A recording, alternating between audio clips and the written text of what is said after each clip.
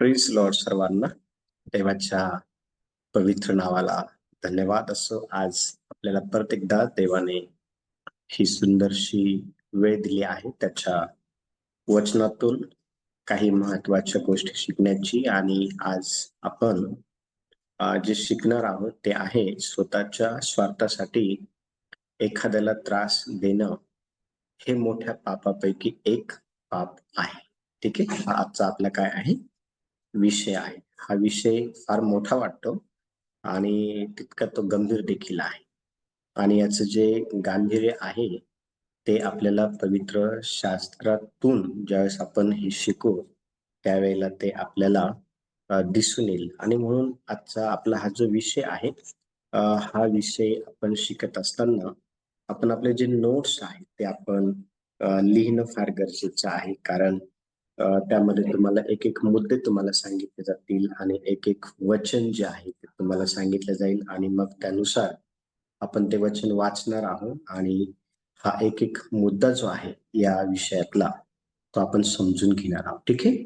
आणि आपण पाहतो की स्वतःच्या स्वार्थासाठी आज अनेक लोक हे एकमेकांना काय करतात, त्रास देतात आणि त्यांना असं वाटतं की हे कॉमन आहे.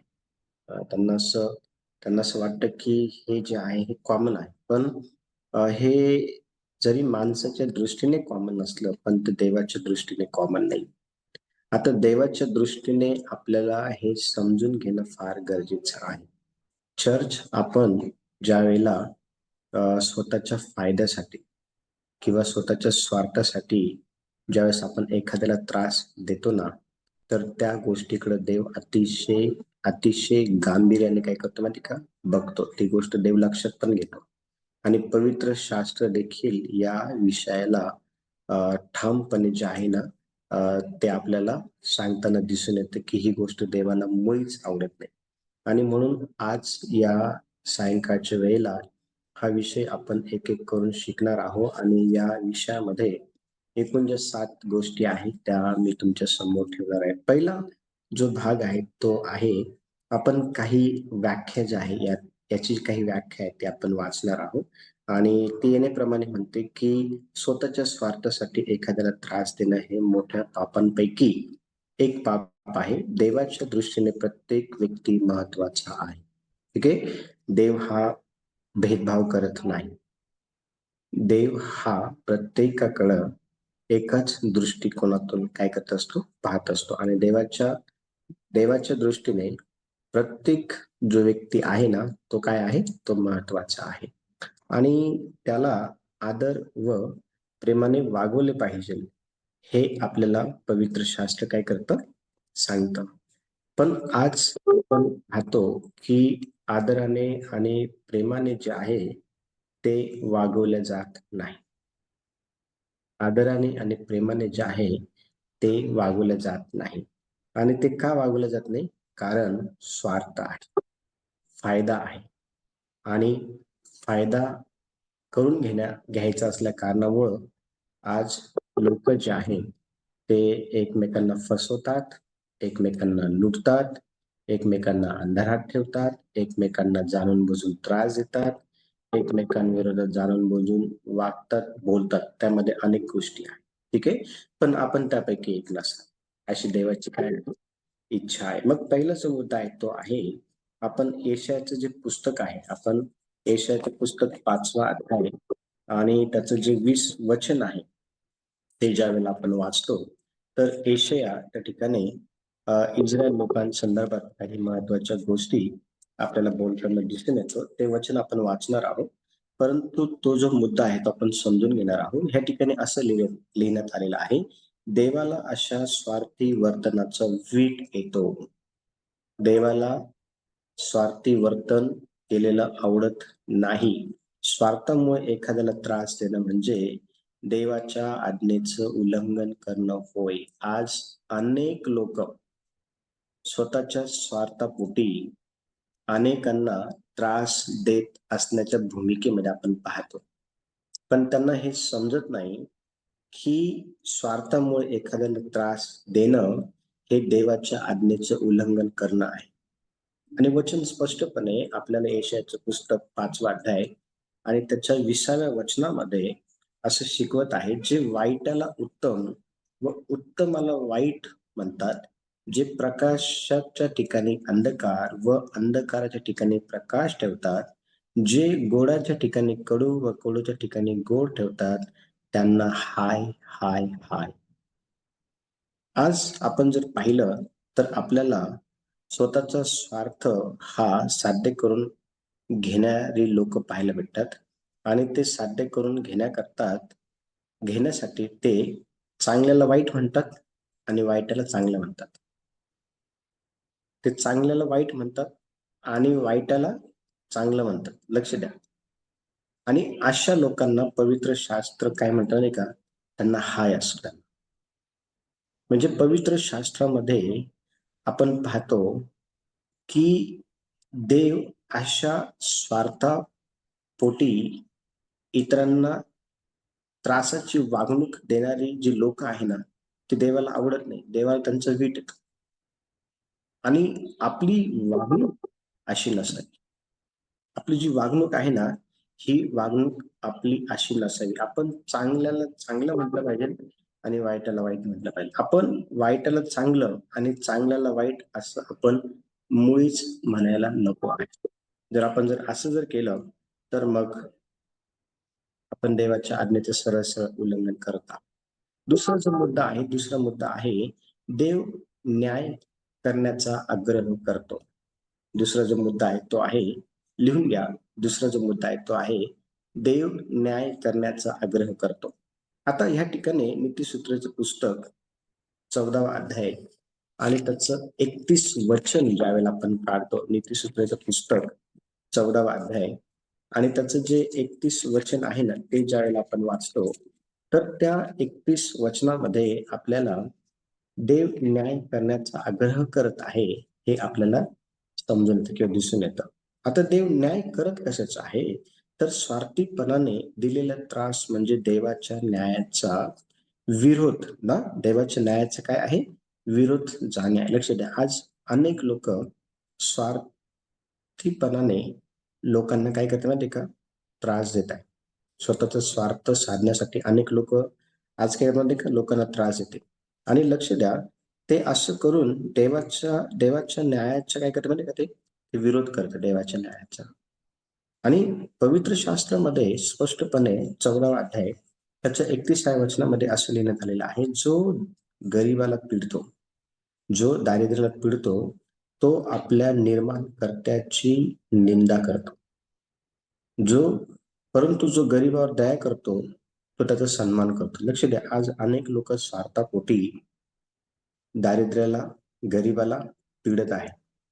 आज अनेक लोक स्वार्थापोटी अशक्ताला त्रास देते. आज अनेक लोक गरीबाला, दारिद्र्याला स्वतःचा स्वार्थ त्यामध्ये दडलेला आहे म्हणून ते काय करतात, त्यांना त्रास देतात. परंतु ते जे असे वागतात ना, ते काय करतात माहिती का, ते निर्माणकर्त्याची निंदा करतात. दुसरं शब्द सांगायचं ठरलं तर देवाच्या न्यायाचा ते विरोध करत आहे. आणि असे लोक देवाच्या हातातून सुटतील असं तुम्हाला वाटतं का? ते सुटणार नाही. ते जाणून बुजून जर पाप करण्याच्या भूमिकेमध्ये जर एखादा व्यक्ती आहे आणि त्याने पाप जर केलंय जाणून बुजून, तर तुम्हाला काय वाटतं, त्या जाणून बुजून केलेल्या पापाची त्याला क्षमा होईल का? म्हणजे आपल्याला हे समजणं गरजेचं आहे की देव हा सर्वांना एकाच दृष्टिकोनातून बघत असतो. देवाकडे भेदभाव नाहीये आणि देव हा स्वार्थी नाही. देव हा स्वार्थी नाही. आणि म्हणून आपण आपल्या स्वतःकडे लक्ष देणं फार गरजेचं आहे. चर्च, आपण आपल्या स्वतःकडे लक्ष देणं फार गरजेचं आहे. आपण लक्ष दिलं पाहिजे आपल्या स्वतःकडे. आणि आपण स्वार्थापोटी कोणत्याही व्यक्तीला त्रास देऊ नये, कोणत्याही व्यक्तीला तुच्छ मानू नये स्वार्थापोटी. हे लक्षात ठेवा, हे समजून घ्या, कारण देवाला आवडत नाही. तिसरी जी गोष्ट आहे ती आहे, दुसऱ्यांवर हल्ला म्हणजे स्वतःवर हल्ला. स्वार्थापोटी अनेक लोक दुसऱ्यांवरती हल्ला देखील करतात. हल्ला करण्याचे वेगवेगळे माध्यम आहेत, त्रास देण्याचे वेगवेगळे माध्यम आहेत. दुसऱ्यांना दुखावणं म्हणजे त्यांना हे कळत नाही, देवाने दिलेल्या आज्ञांना फेटाळणं आहे ते. आज अनेक लोक स्वार्थापोटी स्वतःचं काम काढून घेण्याकरता, स्वतःची सुरक्षा वाढवण्याकरता किंवा स्वतःचा स्वार्थ अनेक लोक पाहत आहेत. आणि त्यामुळे ते करता काय माहिती का, ते जे आहे ना, दुसऱ्यांवर हल्ला पण करतात. पण ते एका बाजूने ह्या गोष्टीशी ते अंजन असतात, की ते देवाने दिलेल्या ज्या आज्ञा आहेत त्यांना ते फेटाळत आहे. कारण वचनामध्ये स्पष्टपणे सांगितलेलं आहे. आपण पवित्र शास्त्राचं अध्ययन करत आहोत हे सर्व विषय शिकण्यासाठी. आणि ज्यावेळेस मत्तयाचं पुस्तक 22वा अध्याय आणि त्याचं 39 वचन आपण ज्यावेळेला वाचतो ना, तर त्या 22व्या अध्यायाच्या 39व्या वचनामध्ये असं लिहिण्यात आलेलं आहे, दुसरी हिच्यासारखी आहे, जशी स्वतःवर तशी तू आपल्या शेजाऱ्यावर प्रीती कर. पण स्वार्थ दडलाय ना, कसं काय प्रीती करता येईल? आपण स्वार्थी वृत्तीचा आहोत ना, तर आपल्याला प्रीती करता येणार नाही. देवाचं वचन स्पष्टपणे या ठिकाणी सांगत आहे, की आपण इतरांवर हल्ला करतो याचा अर्थ हा आहे, की आपण स्वतःवर हल्ला करतो. आणि आपण इतरांवर प्रीती करतो याचा अर्थ हा आहे, की आपण आपल्या स्वतःवर प्रीती करतो.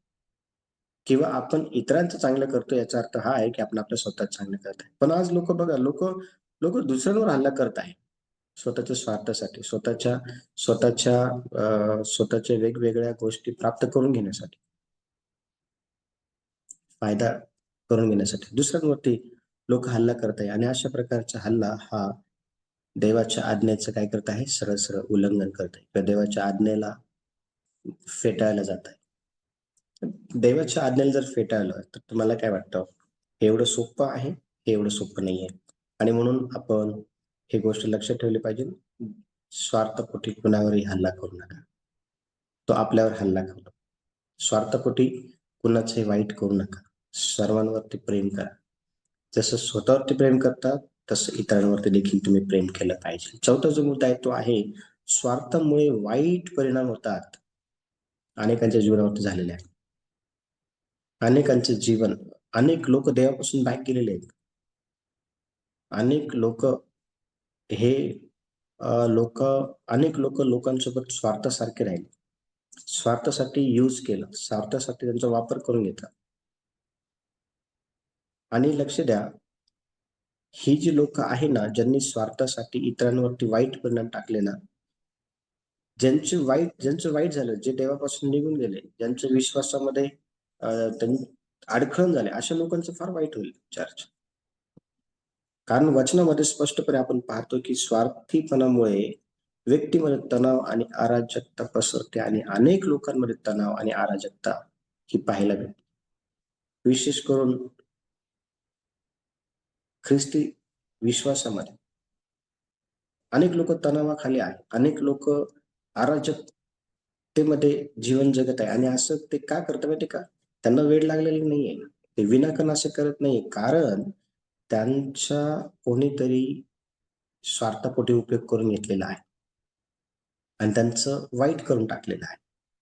यामुळे लोक अशा प्रकारे आज तणावामध्ये आहे. कारण वचनामध्ये स्पष्टपणे सांगितलेलं आहे, ज्यावेळेस आपण याकोबाचं पत्र ह्याचा जो 3रा अध्याय आहे, याकोबाचं पत्र 3रा अध्याय आणि त्याचं जे 16वं वचन आहे, याकोबाच्या पत्राचा 3रा अध्याय आणि त्याचं जे 16वं वचन आहे, त्या 16व्या वचनामध्ये असं लिहिण्यात आलेलं आहे, कारण जिथे मत्सर व भांडण आहे, तेथे दंगा व प्रत्येक कुकर्म आहे.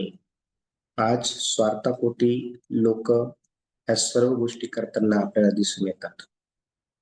आणि ह्या गोष्टींमुळं लक्ष द्या, परिणाम वाईट होऊन जातात.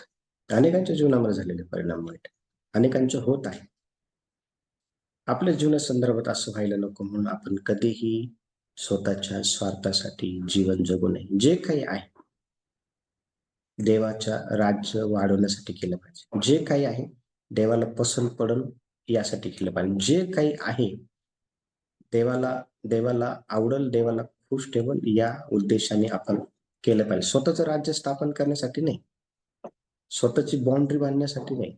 स्वतःची स्वतःची स्वतःच्या सुरक्षिततेसाठी नाही, स्वतःच्या फायद्यासाठी नाही किंवा स्वतःच्या लेकरांच्या फायद्यासाठी नाही, स्वतःच्या संसाराच्या फायद्यासाठी नाही, स्वतःच्या स्वतःच्या ऐश्वर्यासाठी नाही. देवाच्या राज्यासाठी तुम्ही काय करू शकता? जे काही कराल ते तुम्ही देवाच्या राज्यासाठी करणं फार गरजेचं आहे. परंतु आज असं आपल्याला पाहायला मिळत नाही. आज आपल्याला असं जे आहे ते पाहायला मिळत नाही.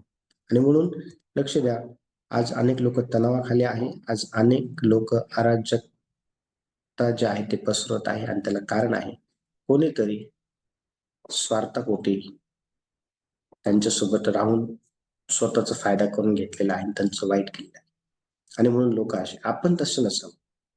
आपल्याकडून ह्या गोष्टी होता मुळीच कामा नये म्हणून आपण जपलं पाहिजे. कारण आपल्याला देवासमोर उभं राहायचं. आपल्याला देवाला जाब द्यायचा आहे, हे आपण विसरू नये. आणि आपण प्रामाणिकपणे देवासोबत चाललं पाहिजे. लक्ष द्या, तुमची धार्मिकता ही परमेश्वरासमोर वचनामध्ये स्पष्टपणे लिहिलेलं आहे. ती कशी आहे ती. आपण आपण रिअल काय आहात? आपण बाहेरून किती चांगलं दिसतो हे महत्वाचं नाही. आपलं अंतःकरण आतमध्ये कसं आहे? आपले संबंध देवासोबत कसे आहेत? आपण राईट वे मध्ये देवासोबत चालत आहोत का नाही? नसून चालत प्रामाणिकपणे स्वीकार नाही चालत देवा कमी कबूल करा, क्षमा मागा, चुका झाल्या असेल रिस्टोर, क्षमा मागा, परत त्या गोष्टी करू नका. काहीतरी करा, स्ट्रगल करा. असं असं चालणार नाही चर्च. असं असं चालणार नाही. स्वतःचा स्वार्थ बघू नका. सर्वांवरती सारखं प्रेम करा. एकमेकांना आदर द्या. देवाच्या दृष्टीने सर्व काही एक समान आहे. मग तुमच्या दृष्टीने का असं?